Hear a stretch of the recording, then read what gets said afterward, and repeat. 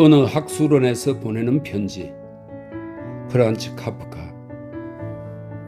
존경하는 학술원 신사 여러분, 여러분은 지난날 원숭이였던 시절의 보고서를 제출해달라고 요구하셨습니다. 여러분의 요청은 제게 더할 나위 없는 영광입니다. 그러나 애석하게도 저는 여러분이 생각하는 그런 보고서를 제출할 수가 없습니다. 원숭이였던 때와 지금의 저 사이에는 5년이라는 긴 세월이 가로막고 있습니다. 달력을 기준으로 본다면 그리 긴 세월이 아닐지도 모르지요. 하지만 저처럼 죽으라 다른 박질 지원자에게는 말할 수 없이 긴 세월이었습니다. 물론 고매한 사람들이 저에게 고귀한 충고를 해주었고 군중들의 박수갈채 그리고 오케스트라의 음악이 저와 함께 하기도 했습니다. 하지만 근본적으로 저는 늘 혼자였습니다. 함께했던 그 모든 것들은 비유를 들어 말씀드리자면 울타리 저 너머에 멀찍이 서 있었을 뿐입니다. 만일 제가 원숭이의 천성 그대로 살겠다고 고집을 부리거나 어린 시절의 추억에 매달렸다면 오늘날처럼 성공할 수 없었을 것입니다. 하지만 모든 종류의 고집을 포기하는 것, 그것이야말로 제가 스스로 세운 첫 번째 계명이었습니다. 자유로운 원숭이였던 저는 그 계명의 멍에를 짊어졌습니다. 드디어 시간이 흐르면서 추억의 문도 점차 닫히게 되었습니다. 만약 인간이 그를 마음만 먹었더라면 하늘이 땅 위에 펼쳐놓은 저 넓은 문을 통과해서 자유롭게 과거의 원숭이로 돌아갈 수 있었을 겁니다. 하지만 제가 채찍질을 당하며 앞으로 발전해 나가는 동안 그 문은 점점 낮아지고 좁아졌습니다. 이후 저는 인간 세상이 차츰 편안해졌고 점점 인간 세상에 동화되어 갔습니다. 드디어 과거로부터 거세게 불어오던 폭풍이 가라앉았습니다. 오늘 그 폭풍은 제 발의 뒤꿈치를 식혀주는 한 자락의 바람에 불과할 정도입니다. 폭풍이 불어오기 전 제가 그 옛날 통과해왔던 저 먼 곳의 구멍은 이제 너무나 작은 것이 되었습니다. 그래서 저에게 그 구멍으로 되돌아갈 힘과 의지가 있다고 하더라도 그 구멍을 다시 통과하려면 제 몸의 털가죽이 한 가닥도 남김없이 모조리 벗겨지고 말 것입니다. 이왕 이렇게 된 거 솔직히 말씀드리겠습니다. 이런 이야기는 멋진 비유로 들려드리고 싶지만 차라리 솔직히 털어놓고 말씀드리겠습니다. 존경하는 신사 여러분, 여러분의 원숭이 본성 말입니다. 여러분도 그런 시절을 거쳐왔다면 원숭이의 본성과 여러분 사이의 거리가 원숭이의 본성과 저 사이의 거리보다 더 크지는 않을 겁니다. 이곳 땅 위를 걸어다니고 있는 한 하찮은 침팬지이건 위대한 아킬레스이건 원숭이 본성이 발 뒤꿈치를 간지르고 있는 것은 마찬가지입니다. 하지만 제한된 범위 내에서라면 저는 아마도 여러분의 질문에 답변할 수 있을 것입니다. 제게는 그것이 아주 커다란 기쁨이기도 하답니다. 제가 가장 먼저 배웠던 것이 있습니다. 그것은 악수를 청하는 것이죠. 악수를 청한다는 것은 마음을 연다는 뜻입니다. 제 생애 최고의 날이라고 할 수 있는 최근 저는 누구에게든 악수를 청할 때 다정한 인사말을 곁들이는 것을 잊지 않습니다. 저의 이런 글이 학술원에 전혀 새로운 사실을 밝혀줄 수는 없을 것이며 여러분이 제게 요구한 것과는 턱없이 부족할 것입니다. 그것은 제가 아무리 노력해도 명쾌하게 설명할 수 없는 부분이 있기 때문입니다. 그러나 원숭이였던 자가 어떻게 인간 세계에 비집고 들어와 자리를 잡게 되었는지 그 기본적인 과정은 보여줄 것입니다. 하지만 이제부터 제가 여러분에게 들려드릴 이야기가 제 아무리 하잘 것 없다고 해도 만일 제가 저 자신에 대하여 확고한 확신이 없다거나 이 문명세계의 가장 큰 쇼 무대에서의 제 지위가 흔들릴 수 없을 정도로 확고부동하지 않으면 절대 말씀드릴 수가 없었을 것입니다. 저는 아프리카의 황금해안 출신이지요. 제가 어떻게 잡혔는지에 관해서는 다른 사람들의 보고에 의존하여 말씀드려야겠습니다. 어느 저녁 무렵 제가 원숭이 무리 한가운데에 뒤섞여 물을 마시러 갔을 때 하겐백 회사의 사냥 원정대가 이 원정대의 대장과는 그 후 여러 차례 고급적 포도주를 비운 사이입니다. 그 원정대가 물가 숲을 속에 숨어 있었습니다. 잠시 후 총성이 울렸습니다. 그리고 단 한 마리의 원숭이가 총에 맞았는데 그 총 맞은 원숭이가 바로 저였습니다. 저는 두 방을 맞았습니다. 한 방은 뺨에 맞았습니다. 총상은 심각한 정도는 아니었지만 털이 뭉텅 빠져나갔고 새빨간 큰 상처가 남았습니다. 저는 그 상처 때문에 불쾌한 것은 물론이고 저와는 전혀 어울리지도 않는 그야말로 원숭이 새끼에게나 어울릴 법한 빨간 피트란 별명을 갖게 되었습니다. 빨간 피트라니요? 얼마 전에 떼어진 피트, 그러니까 여기저기 조금 알려진 서커스 원숭이 피트라는 놈하고 제가 이 빨간 흉터밖에는 닮은 점이 없는데 말입니다. 말이 나온 김에 하는 이야기입니다만 두 번째 총알은 엉덩이 아래에 맞았습니다. 그것은 매우 심각한 부상으로 그 때문에 저는 오늘날까지도 다리를 조금 절게 되었습니다. 최근 저는 저에 대해서 이러쿵저러쿵 말도 안 되는 신문기사들을 마구 써대는 수많은 개자식들의 글 나부랭이들 가운데 한 명이 쓴 글이 눈에 띄더군요. 그 작자는 저희 원숭이 본성이 아직 완전히 통제되지 않은 상태라고 썼더군요. 그러고는 정글하고 들이대는 것이 제가 손님이 오면 총에 맞은 상처를 보여주려고 바지를 벗는 걸 아주 좋아한다나요? 참나, 그따위 글을 써갈기는 작자의 손가락은 총알로 하나씩 날려버려야 합니다. 저는 말입니다. 제가 원한다면 누구 앞에서건 바지를 벗을 권리가 있습니다. 바지를 벗어보았자 잘 손질된 털과 여기서 특정한 목적을 위해 특정한 단어를 쓰겠습니다. 부디 오해하지 마시길 바랍니다. 빌어먹을 총알이 남긴 상처밖엔 아무것도 없습니다. 모든 것이 만천하에 명명백백하게 드러나 있습니다. 아무것도 숨길 것이 없습니다. 아무리 위대한 사상가라도 진리를 밝혀야 할 때는 세련된 매너 같은 것은 내팽개칩니다. 하지만 그런 기사를 쓴 그 작자가 만일 손님이 왔을 때 바지를 벗는다면 그것은 물론 좀 다른 이야기가 될 것입니다. 그러므로 저는 그 인간이 손님들 앞에서 바지를 벗지 않는다는 사실을 이성이 있다는 표시로 인정하겠습니다. 그러니 그 작자도 자신의 예민한 감각을 기준으로 저를 비난하려 들지 말았으면 하는 것입니다. 그 충격이 있고 난 후 저는 여기서부터 점차 저 자신의 기억이 시작됩니다. 저는 하겐백 회사의 전기선 갑판 위에 있는 우리 안에서 깨어났습니다. 그것은 사방이 쇠창살로 된 것이 아니라 하나의 괴짝에 세 개의 쇠창살로 벽을 만들어 놓은 것이었습니다. 그러니 괴짝이 네 번째 벽이었던 셈이지요. 우리 안은 똑바로 일어서기에는 너무 낮고 털썩 주저앉기에는 너무 좁았습니다. 그래서 저는 계속 떨리는 무릎을 구부린 채 쪼그리고 앉아 있었습니다. 그래서 처음에는 아무도 보고 싶지 않고 어두운 곳에 숨어 있고 싶어서 괴짝 쪽으로 돌아앉아 있었습니다. 그러고 있자니 쇠창살이 등살을 파고드는 것 같았습니다. 사람들은 야생동물을 잡으면 처음에는 그런 식으로 가두는 것이 가장 좋은 방법이라고 생각하는 것 같습니다. 그리고 저 역시 제 경험을 비추어 볼 때 그것이 인간적인 의미에서는 가장 옳은 방법이라는 것을 부정할 수 없습니다. 하지만 당시의 저는 그런 생각을 하지 못했습니다. 저는 난생 처음으로 출구가 없는 상황에 놓이게 된 것이었죠. 적어도 앞으로 똑바로 나갈 수는 없었습니다. 제 앞에는 상자가 있었거든요. 그것은 널빤지에 또 다른 널빤지를 단단히 이어붙여서 짠 상자였습니다. 널빤지 사이에 틈새가 있긴 했지요. 그 틈새를 처음 발견했을 때 저는 행복에 겨워 괴물처럼 울부짖었지만 안타깝게도 그 틈새는 저의 꼬리를 밀어 넣을 수도 없을 만큼 좁아 제 아무리 원숭이라도 도저히 넓힐 수 없었습니다. 나중에 사람들이 제게 들려준 이야기입니다만 제가 그때 이상하리만치 조용했다고 합니다. 그래서 제가 금방 죽어나가거나 아니면 그 최초의 고비를 무사히 넘기고 아주 잘 길들여질 것이라고 생각했다고 합니다. 저는 용케 그 시기를 견디고 살아남았습니다. 저는 소리를 죽여가며 흐느끼고 아프도록 벼룩을 잡았으며 코코아 껍질을 힘겹게 빨기도 하고 머리통으로 괴짝의 벽을 두드리기도 하고 누가 가까이 오면 혀를 내밀기도 했습니다. 저는 새로운 사람에게 하는 그런 짓들에 몰두했습니다. 하지만 무슨 짓을 하건 출구가 없다는 단 한 가지 감정에 사로잡혀 있었습니다. 물론 저는 그 당시 원숭이로서 느낀 감정을 인간의 언어로 기록할 뿐이므로 약간의 오류도 있을 것이라고 생각합니다. 하지만 제가 지금 그 옛날 원숭이의 진실에 더 이상 도달할 수 없다고 하더라도 적어도 그 방향만은 옳을 것입니다. 이 점에 대해서는 의심의 여지가 없습니다. 그 전까지 제게는 출구가 아주 많았는데 우리에 갇힌 다음에는 단 하나의 출구도 없었습니다. 저는 떨러붙어 버린 것입니다.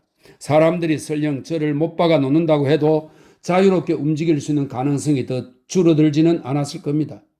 왜 이런 이야기가 나오지? 발가락 사이를 피가 나도록 긁어보아도 그 이유를 알 수 없습니다. 몸뚱이가 두 쪽으로 갈라질 때까지 등으로 쇠창살을 밀어보아도 그 이유를 알 수 없었습니다.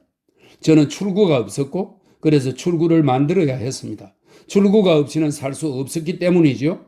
언제까지고 그 괴짝벽에 떨러붙어 살아야 했다면 저는 결국 죽고 말았습니다.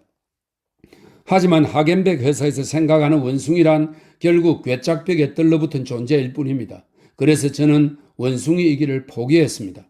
정말 명석하고 멋진 생각이었습니다. 그것은 어쨌거나 제 뱃속에서 나온 생각임이 틀림이 없습니다.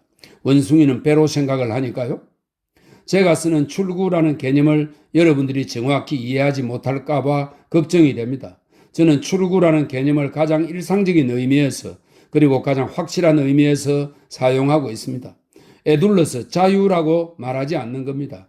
제가 쓰고 있는 출구란 개념은 사방이 훤히 뚫린 저 위대한 감정인 자유와는 분명하게 구별됩니다. 저는 아마도 원숭이였을 적에는 자유를 알고 있었고 또 자유를 동경하는 사람들도 사귀게 되었습니다. 하지만 있는 그대로를 고백하자면 저는 그 당시나 지금이나 자유를 갈망하지는 않습니다. 말이 나왔으니 말인데 사람들은 자유라는 말에 너무나 자주 스스로를 기만하고 있습니다. 자유가 가장 숭고한 감정 중 하나이기 때문에 자유로운 것처럼 속이는 현혹도 가장 숭고한 현혹들 가운데 하나입니다. 저는 쇼 무대에 나가기 전에 한 쌍의 고개사가 천장에 매달려서 공중 그네를 타는 것을 보았습니다. 그들은 서로 품 안에 뛰어들기도 하고 한 사람이 다른 사람의 머리카락을 입으로 물어 나르기도 했습니다. 재무새 겨운 동작들, 저것도 인간의 자유라고 할 수 있겠구나. 저는 그렇게 생각했습니다. 정말이지 그것은 성스러운 자연에 대한 조롱입니다. 원숭이들이 그 광경을 본다면 얼마나 웃어댈지 그 웃음소리로 아무리 튼튼하게 지은 건물이라도 무너져 내릴 것입니다. 아닙니다.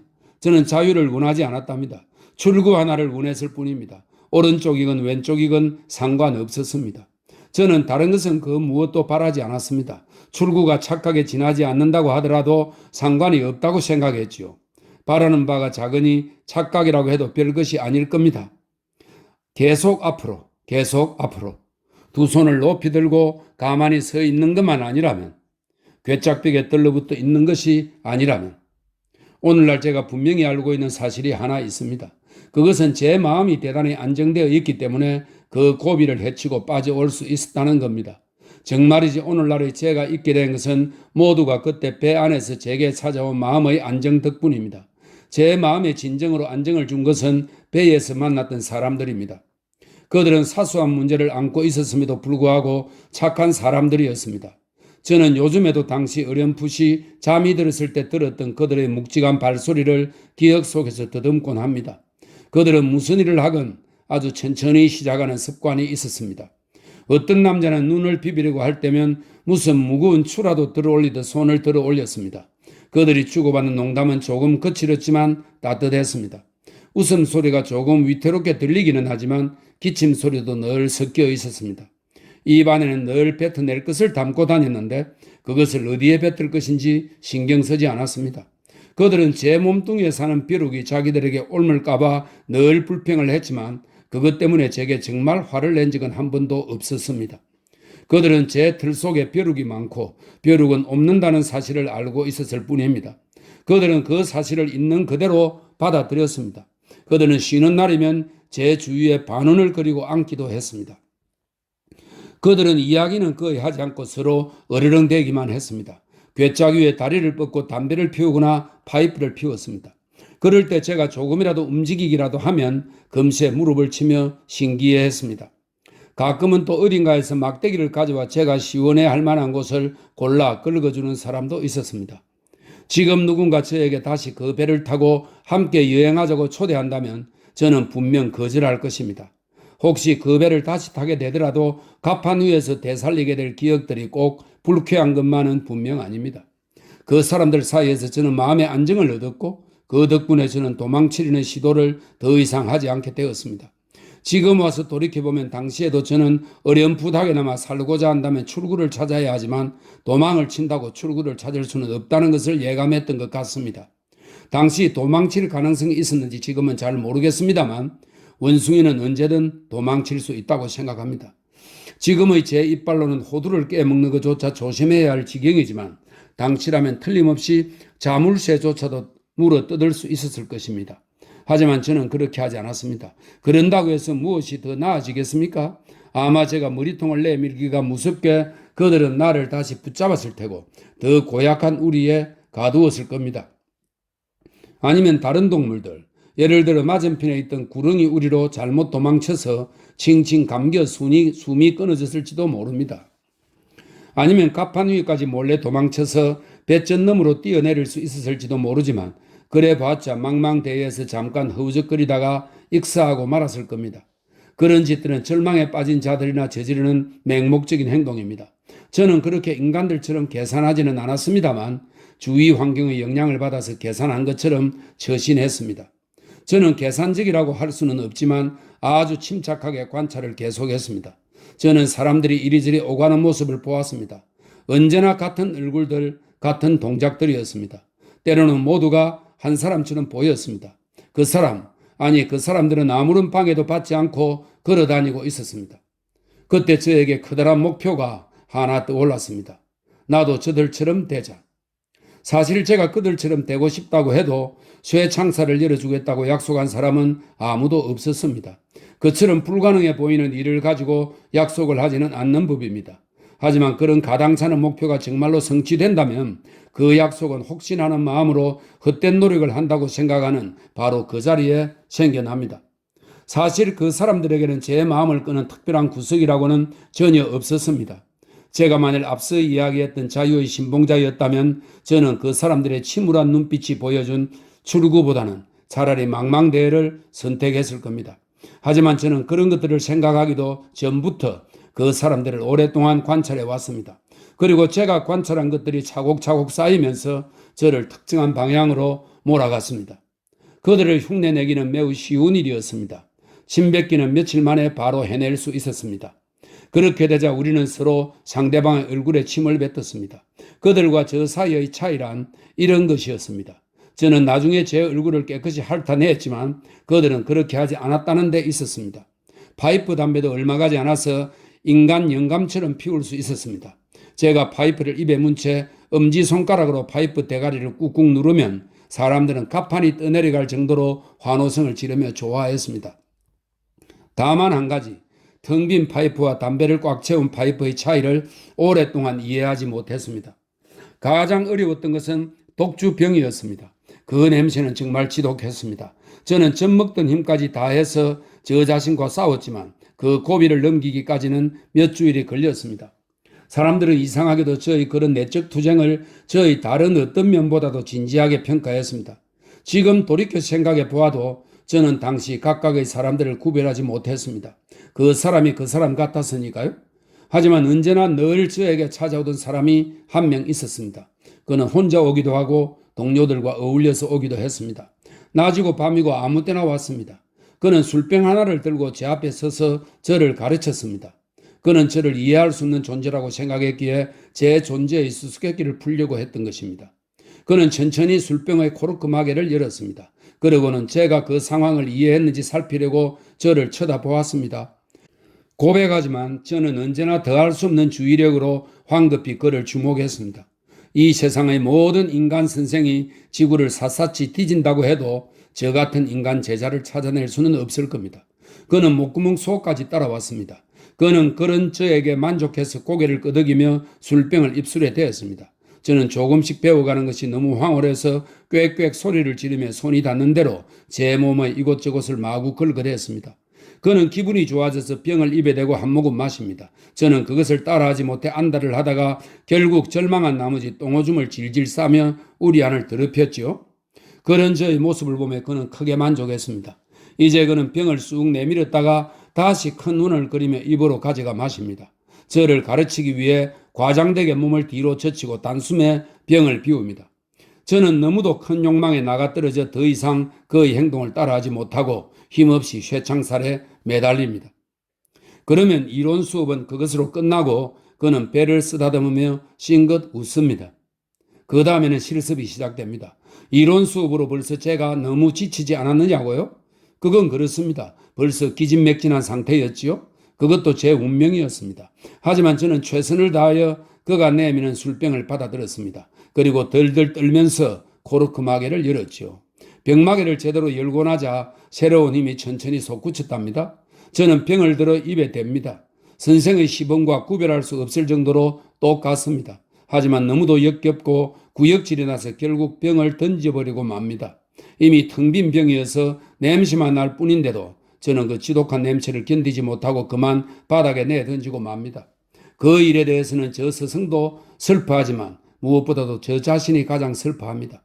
병을 던져버리고 난 뒤에 아주 훌륭한 솜씨로 배를 쓰다듬으면 싱긋 웃는 것까지 잊지 않고 해냈지만 나의 스승에게도 내게도 위안이 되지는 않았습니다. 수업은 자주 받았지만 늘 그런 식으로 끝났습니다. 제 스승의 명예를 위해서 드리고 싶은 말씀이 있습니다. 저는 절대로 제게 화를 내지 않았습니다. 물론 가끔씩 불이 붙은 파이프를 제 틀가죽에 갖다 대고 제 손이 잘 닿지 않는 어딘가가 다 들어갈 때까지 있기도 했지만 잠시 후 다시 그의 커다랗고 다정한 손이 불을 꺼주었습니다. 그는 제게 화를 내지 않았습니다. 그는 우리가 한편이 되어 원숭이의 본성과 싸우고 있다는 것, 그리고 제가 진 짐이 더 무겁다는 것을 통찰하고 있었습니다. 그러던 어느 날 저녁, 제 스승과 저는 많은 관객들에게 둘러싸인 채 엄청난 승리의 환호성을 올리게 되었습니다. 그날 아마도 파티가 열렸던 것 같습니다. 추금기가 돌아가고 한 장교가 사람들 사이를 어슬렁거리고 있었습니다. 그날 저녁 저는 철장 앞에 놓여있던 술병 하나를 무심코 집어들었습니다. 그리고 사람들이 차차 주목하는 가운데 코르크 마개를 배운 대로 열고 술병을 입에 문 다음 아무런 망설임 없이 꿀꺽꿀꺽 목구멍으로 소리를 내며 진짜로 다 마셔버렸습니다. 얼굴 한번 찡그리지 않고 대단한 술꾼처럼 대굴대굴 눈알까지 굴리면서 말이죠. 그러고는 절망에 빠진 패자가 아니라 멋진 예술가답게 술병을 바닥에 던졌습니다. 그런 후 배를 쓰다듬는 건 잊어버리고 그 대신 참을 수 없는 강력한 충동에 감각이 몽롱해져서 그만 짤막하게 헬로 하고 멋들어진 소리를 내질렀습니다. 인간의 소리를 낸 겁니다. 그리고 그 소리와 함께 인간 사회로 뛰어든 겁니다. 들어봐, 저놈이 말을 하네? 그때 사람들이 질러댄 함성의 메아리는 땀방울이 뚝뚝 떨어지는 제 몸뚱이에 쏟아지는 키스와도 같았습니다. 다시 한번 말씀드리지요. 저는 인간을 흉내내는 일에 특별한 매력을 느끼지는 못했습니다. 다만 출구를 찾기 위해 흉내를 냈을 뿐이죠. 그 이외의 다른 이유는 전혀 없습니다. 방금 이야기 드린 저 성리감과도 별 상관이 없습니다. 다시 인간의 목소리를 낼 때까지는 몇 달이 걸려야 했습니다. 독주병에 대한 거부감은 전보다 더 심해진 것 같았습니다. 하지만 제가 나아가야 할 방향만은 확실히 정해졌답니다. 함부르크에서 첫 조련사에게 넘겨졌을 때 두 개의 갈림길이 제 앞에 놓여 있음을 깨달을 수 있었습니다. 동물원이냐 쇼 무대냐. 저는 망설이지 않았습니다. 쇼 무대에 나가기 위해 온 정성을 다해 노력하자. 그것이 출구다. 동물원은 새로운 우리일 뿐이다. 우리 속으로 들어가면 그걸로 끝장이다. 존경하는 신사 여러분, 저는 배웠습니다.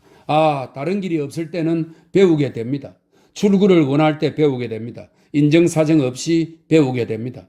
스스로를 감시하는 감독이 되어 저 자신을 채찍으로 내리치며 조금이라도 반항기가 느껴지면 제 살을 찢어 놓습니다.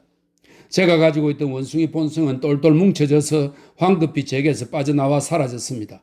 그런 이유 때문에 저희 첫 스승은 바보가 되어 곧 수업을 포기했고 정신병원으로 실려가야 했습니다. 하지만 다행히 정신병원에서 다시 나오게 되었습니다. 이후 저는 많은 선생들을 소비했습니다. 심지어는 여러 명의 선생을 한꺼번에 소비하기도 했습니다. 제가 저 자신의 능력을 확신하게 되었을 때, 세상 사람들이 저의 발전에 주목했을 때, 저의 미래가 빛나기 시작했을 때, 저는 선생들을 고용하여 5개의 방에 제각각 앉혀놓고 쉴 새 없이 이 방에서 저 방으로 뛰어다니며 그들 모두에게서 마구 배웠습니다. 그 눈부신 발전, 잠에서 깨어나면 뇌 속으로 사방에서 밀려 들어오는 그 지식의 빗줄기. 저는 부인하지 않습니다. 그것이 저를 행복하게 해주었습니다. 하지만 고백할 것이 하나 있습니다. 저는 지식을 과대평가하지 않습니다. 그 당시에도 그랬지만 지금에 와서는 더더욱 그렇습니다. 지구상에서 아직 유래를 찾아볼 수 없는 노력으로 저는 유럽인의 평균치 교양을 쌓게 되었습니다. 그것은 그 자체로는 특별한 의미가 없었지만 덕분에 저는 우리에서 나오게 되었으며 이 특별한 출구, 즉 인간의 출구를 갖게 되었다는 점에서 상당한 의미를 갖습니다. 저의 상황을 표현해 줄 아주 멋진 표현이 하나 있습니다. 덤불 속으로 숨다라는 표현 말입니다. 그렇습니다. 저는 덤불 속으로 숨었습니다. 자유란 선택할 수 있는 것이 아니라는 것을 전제로 한다면 제게 다른 길은 없었습니다. 지금 제가 걸어온 길과 제가 추구했던 목표를 돌이켜보면 후회할 것도, 그렇다고 특별히 만족스러울 것도 없습니다. 저는 두 손을 바지 호주머니에 찔러 넣고 탁자 위에 포도주병을 올려놓은 채 비스듬히 흔들 의자에 기대어 창밖을 내다봅니다. 그리고 손님이 오면 예의를 갖추어서 영접합니다. 저희 매니저는 응접실에 앉아 있습니다. 제가 초인종을 누르면 제 방으로 와서 제 지시를 듣습니다. 저녁이면 그 언제나 공연이 있고 공연마다 늘 예외 없는 성공입니다. 밤늦게 파티나 학술회의, 기분 좋은 회합을 마치고 집으로 돌아오면 반쯤 훈련이 끝난 조그만 침팬지 암놈이 저를 맞이하고 저는 그녀 곁에서 원숭이의 행복을 즐깁니다. 하지만 낮 동안은 그녀가 보고 싶지 않습니다. 그녀의 눈빛에는 혼란에 빠진 동물의 광기가 보입니다. 그런 것은 오직 저만이 알아볼 수 있습니다. 그리고 저는 그걸 참고 견딜 수가 없습니다. 여하튼 전반적으로 볼 때 저는 달성하려고 했던 목표를 달성했습니다. 그것이 그렇게 고생할 만한 가치가 없는 것이라고 말씀하지는 말아주십시오. 어찌되었건 저는 인간의 판단을 받고 싶지 않습니다. 저는 다만 지식을 전파하려고 할 뿐이며 보고할 뿐입니다. 여러분에게도, 고귀하신 학술은 신사 여러분에게도 저는 다만 보고를 드렸을 뿐입니다.